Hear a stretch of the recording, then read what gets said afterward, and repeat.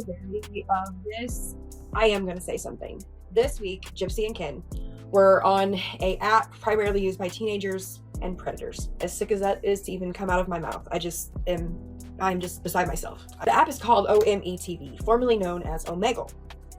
When I asked my teenagers about this site, they said, "Mom, we don't use it because it's dangerous, because there's creepy older people on there that constantly want to hook up with young kids, and it's scary for them." It is a well-known predator site. The amount of disgusting behavior that happens on OmeTV I couldn't even begin to tell you how much disgusting stuff happens on there. Omegle was already shut down from the disgusting behavior, so they rebranded into OmeTV. 2 fingers on the shoulder. Let's just get into it. I'm going to show you guys the research that I found, and I'm going to read it to you.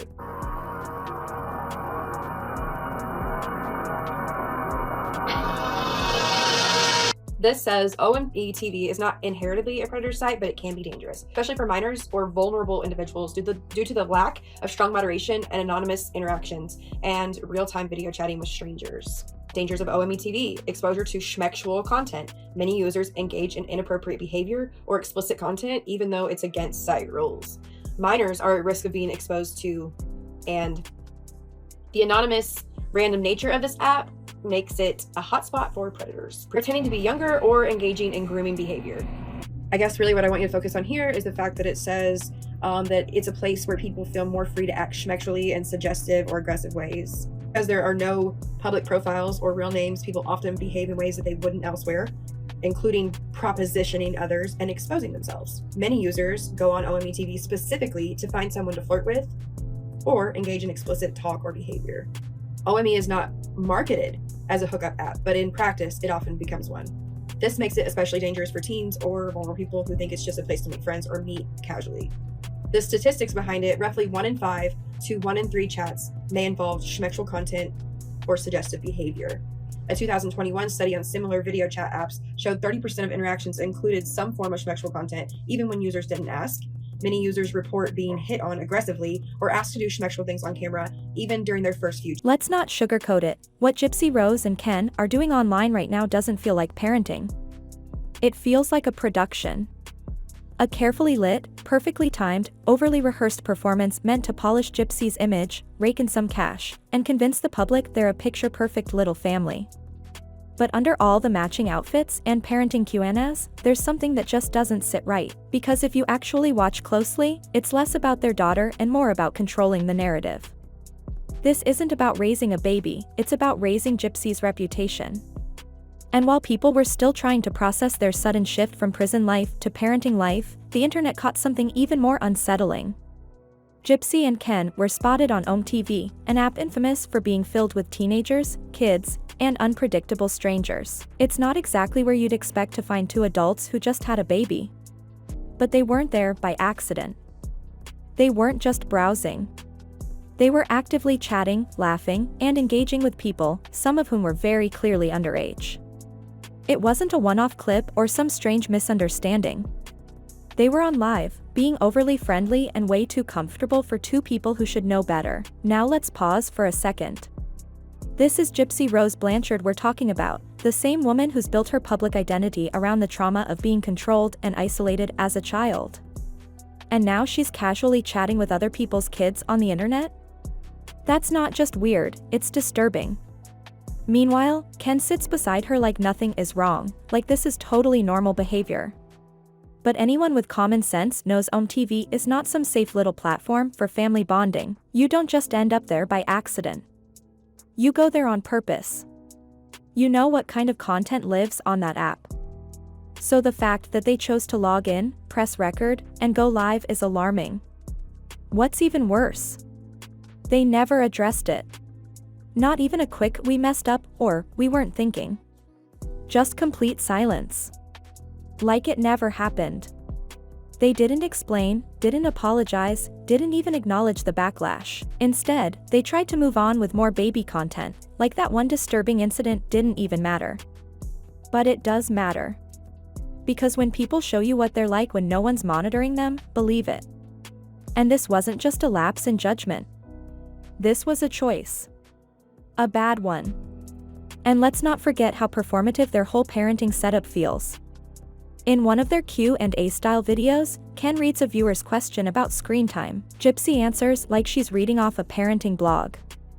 She says she doesn't want Aurora using screens and won't let her have an iPad until she's 16. 16. She won't give her daughter an iPad because she wants her to foster imagination. She's trying to mom shame other moms for giving their kids iPads. But let's not forget that imagination is what got her into this mess in the first place. She imagined she was a Disney villain, literally called herself Demona, a winged, vengeful character from Gargoyle. That wasn't a phase. That was a full-blown alter ego she used to plan her mom's murder. Let's talk about what imagination looked like for her. Fan fiction, fantasy roleplay, cosplay gone dark, and an entire online double life. That's not creative expression. That's cosplay gone dangerous. Now she's talking about parenting like she's a Montessori expert. But baby, this ain't gentle parenting. This is a PR makeover. Rebranding isn't redemption. Tablets aren't the enemy. Some kids use iPads to learn languages, build businesses, and code their way through Ivy League schools. What matters is how you parent, not just what you restrict. The real irony about this situation is she had access to everything. Her mom didn't restrict her life. This girl was at all sorts of events, had a shed doing wild things in it. Now she wants to restrict her daughter and call it imagination? That's not called healing. That's called projection. Fostering imagination, sure, but also fostering therapy, fostering accountability, fostering reality. Because if your imagination once helped you plan a murder, maybe you need to rethink how you call yourself a nurturer. And let's be real, Gypsy. The real reason you don't want your daughter to have an iPad isn't about imagination. It's because you don't want her to Google search you and find out who you really are. You can't control the internet like you could control your mom. You can try to control your child's world, her knowledge, and her questions, but real parenting isn't about control. It's about guiding. And ma'am, you might want to guide her with the truth before TikTok does or the world does. Let's be real, Gypsy. Don't play yourself. In today's world, where kids are doing homework and learning basic tech skills on tablets by the time they're in kindergarten, that just sounds out of touch. Even Ken didn't seem convinced. His pause said everything. And what makes it worse is that Gypsy has already admitted to putting Aurora in front of the TV. So why the sudden moral high ground? Why act like she's planning a strict tech-free childhood when she can't even stick to that standard herself? And that's the thing with Gypsy. Whenever she says something that gets questioned, she follows it up with the classic, "What I meant was." It's her default response every time she's caught saying something that doesn't line up. She did it when she backtracked on things she said publicly before, and she's doing it now, trying to sound like a model parent without actually putting in the work. Ken tried to offer a more balanced view, pointing out that educational apps and kid-friendly shows can be helpful, not harmful. And he's right. Tools like iPads can actually help kids develop cognitive and communication skills when used the right way. It's not about banning screens, it's about balance. But again, this isn't about parenting for them. It's about appearing like parents who have it all figured out. And then came the strangest contradiction of all. In the video, Gypsy casually mentioned having baby dolls as a child. Seemed innocent enough until you remember her memoir. In My Time to Stand, she wrote that her mother never allowed her to play with dolls, saying it was one of the ways she was deprived of a normal childhood. That claim was a huge part of how she shaped her story to the public. But now, in this soft-lit family-friendly parenting content, she's suddenly talking about playing with dolls as if that was part of her regular childhood experience? When people started pointing it out, she didn't clarify or own up to the confusion. Instead, she blamed the co-writers of the book. Claimed things were left out. That she didn't have time to review everything carefully because she was filming life after lockup. But how do you miscommunicate such a big part of your life story, especially in a book you supposedly dedicated to your daughter? If what she told us in her memoir wasn't the full truth, how much of it was?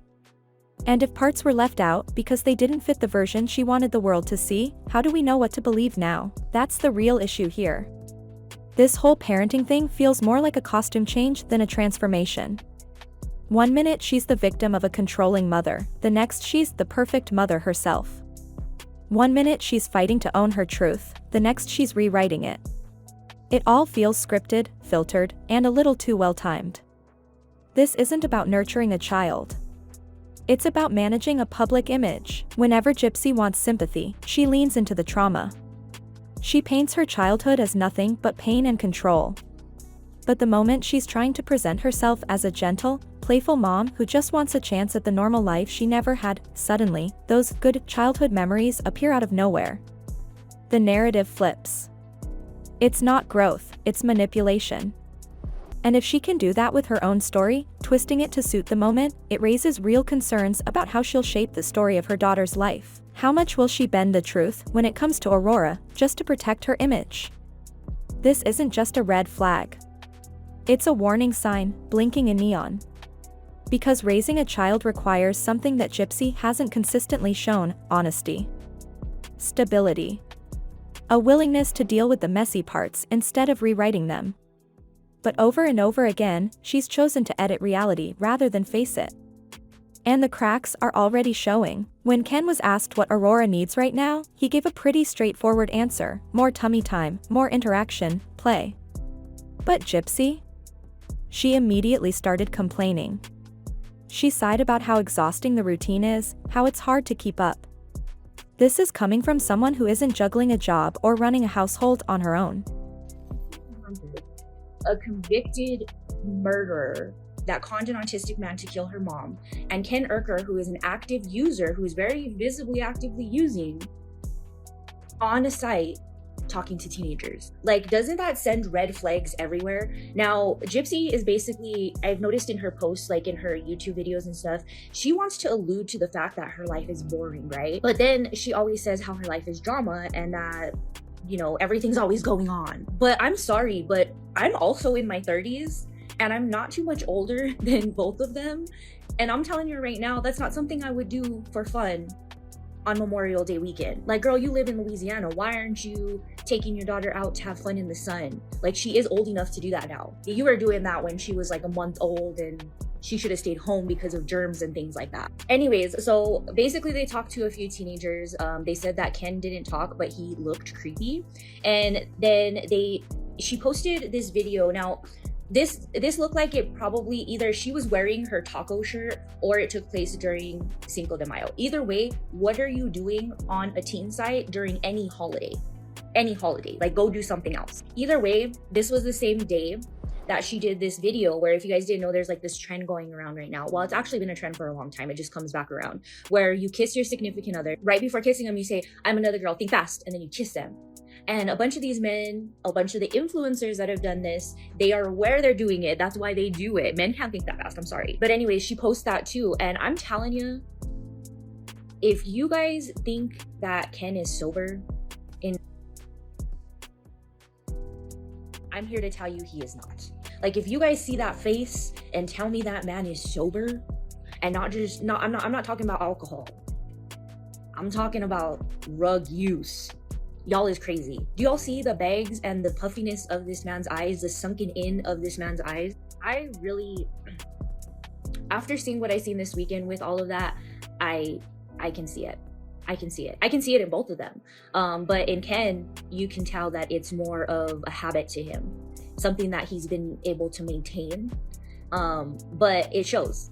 And with Gypsy, I think it's like a recreational thing now. I know people hate saying that with especially Harder Rug, but I really do feel it's like a recreational thing. And I do feel that she drinks. I really do. Now, a lot of people have also been talking about the fact that she's been doing all these vlogs at Ken's house.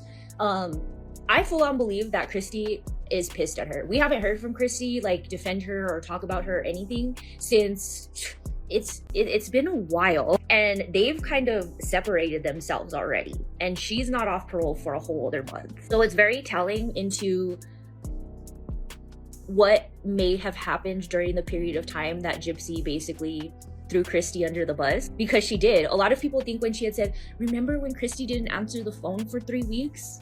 Everybody thinks that happened while she was in prison. It didn't. She says, she's like, "Aurora was just born, and remember when Christy didn't answer the phone for 3 weeks and I had no one to talk to?" Remember when she told Ryan that?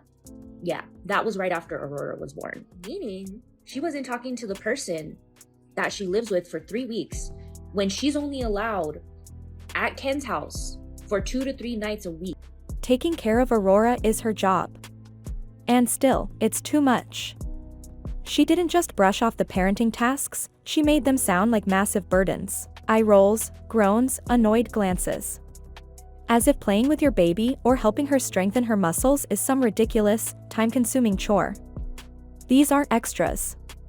These are the foundation. This is Parenting 101. But the way she talks about it, it's like she's doing everyone a favor just by showing up. The truth is, it's not that she can't do the work, it's that she won't. And that difference matters. Even more unsettling? They admitted that they rely on Alexa to remind them when to feed the baby. Gypsy's got sticky notes slapped on the walls like reminders in a college dorm, notes telling her when to change diapers, when to check on Aurora. These aren't gentle nudges. They're survival cues. It's like she's running on autopilot, needing technology to function as a mom. But Aurora isn't a set of alarms, she's a baby. She needs love, not a to-do list. What it really shows is that Gypsy isn't relying on instincts, maybe because those instincts haven't fully formed. Maybe because deep down, she doesn't feel that natural connection. When you treat parenting like a checklist, the bond becomes mechanical. There's no warmth in a sticky note that says, "Feed your baby." That's not being overwhelmed. That's being disconnected. And then came the money rant. Gypsy went off about wasting cash on baby jumpers and pillows, talked about it like she'd just blown her paycheck on a useless online shopping spree. But this is gear that helps her baby grow. And yet, a few days before, she'd spent over $250 on hair bleach and said she didn't care about the cost. That's the pattern. For herself, money flows easily. For Aurora, everything's too expensive, everything's a problem. She even passed on paying for her baby's Easter footprint, which probably would have cost less than a drive-through meal.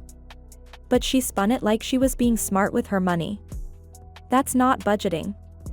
That's pure selfishness dressed up as practicality. And the worst part is, when Ken tried to make the best of it, saying one of the jumpers was actually his favorite, she didn't even try to meet him halfway. She doubled down, kept complaining. She didn't hear what he said because she wasn't really listening. Her mind was already made up, anything for Aurora is a waste. But her own nails, clothes, and hair? Non-negotiable. And when they were asked about parenting strategies, things like tantrums, Ken stayed grounded. He talked about calming techniques. Gypsy? She skipped straight to panic mode, talking about toddlers throwing things off store shelves. She's already preparing for a disaster that hasn't happened, projecting fears based on viral videos instead of her actual child's behavior. She's not parenting Aurora. She's parenting a version of herself she's afraid might come back through her daughter. That's the real tragedy. Because Gypsy's past, those violent outbursts, the running away, the chaos, it's not just unresolved. It's running the show. She's not protecting her daughter from the world. She's protecting herself from the possibility that Aurora could mirror the darkness she's still carrying. And in doing so, she's missing the chance to simply be there for her baby in the moment. To love her for who she is right now. That fear-based parenting, where control replaces compassion, isn't just harmful.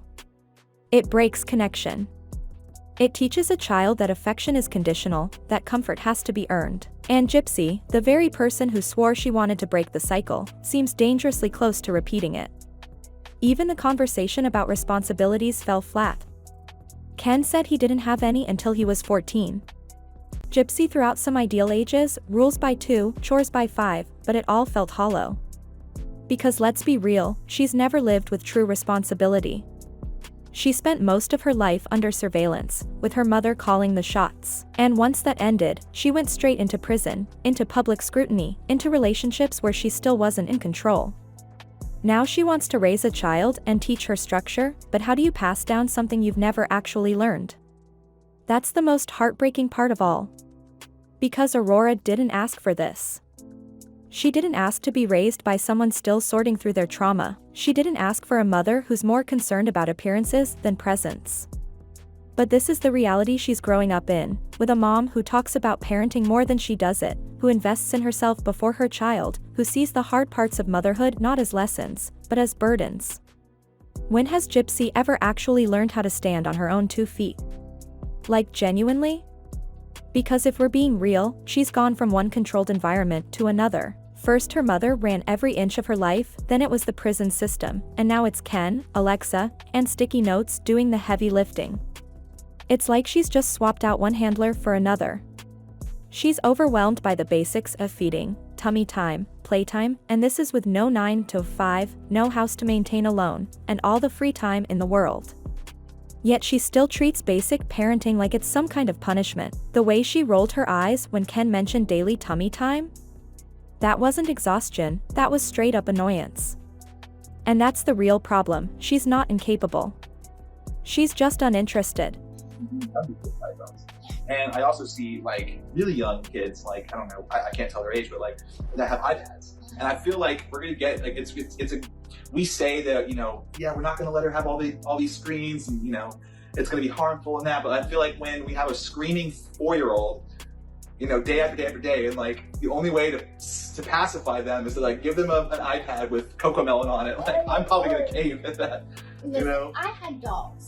I had baby dolls, and when I got older, I had, you know, Barbie dolls. Like, I had toys growing up. Yeah. And so, I mean, I was pacified by that, but like, I was also like, I was a good baby. I was a good child. And my mom would always give me like the look if I wasn't. Do that strong look. So, I just knew not to like act up or anything. I was pacified with my son, yeah. So, I got you. I don't know. I was a 90s kid, so like, and you were too. Yeah. So. You know, getting her something like that just to make her happy, you know? So we'll deliberate when the time comes. Okay. All right. How will we support her academic success without pressuring her? I'm gonna be there every night to help her with her homework, help her study, and I'm gonna, you know, try and put her in like gymnastics or any kind of like school program, get her more involved in like clubs and things like that. Those are all things that I didn't do as a kid that I wish I had done. I think they're very beneficial. So I think just being an active part of like her, helping her with her homework every night, talking to her about what's going on in her classes, just being as involved as possible in her school, you know. Whereas like when I was a kid growing up, like my mom did the best she could, but I grew up mostly with a single mother with 5 siblings. So it was hard for her to help all 5 of us, you know. But like luckily with just Aurora, at least for now, you know, I see myself being extremely involved and just helping her as much as I can. That makes sense. I mean, I think that like for me, I want to make learning fun. And so, you know, there's always like so many ways to parent. And I watched this one show one time. It was a reality show. And it was like different. There's a big difference between being tired and being unwilling, and Gypsy's attitude screams the latter. Aurora isn't a temporary gig or a viral storyline, she's a baby who needs full-time, hands-on love and attention. But instead of embracing that, Gypsy's got a whole checklist taped around her house like she's managing a project, not raising a human. Even feeding her baby is a scheduled Alexa alert. Let that sink in. If you need a robot to tell you when your child needs to eat or have a diaper checked, it's not just concerning, it's heartbreaking. This isn't about being a first-time parent. This is about not even trying to build that natural connection. A mother's instinct isn't something you can outsource to technology, and if she's this detached now, what happens as Aurora grows? And the money complaints? Wow, she moans about buying baby gear like it was some shopping spree gone wrong. Talking about jumpers and tummy pillows like they were impulse buys instead of developmental tools. Yet this same woman dropped over $250 on hair bleach without a second thought. Where was the financial guilt then? When it's about her, money flows freely. When it's about her daughter, suddenly it's a burden. She even skipped paying for a simple Easter keepsake, probably cost what, $5? But nope, she spun it like she was making a wise financial choice. Let's not pretend this is budgeting. It's selfishness.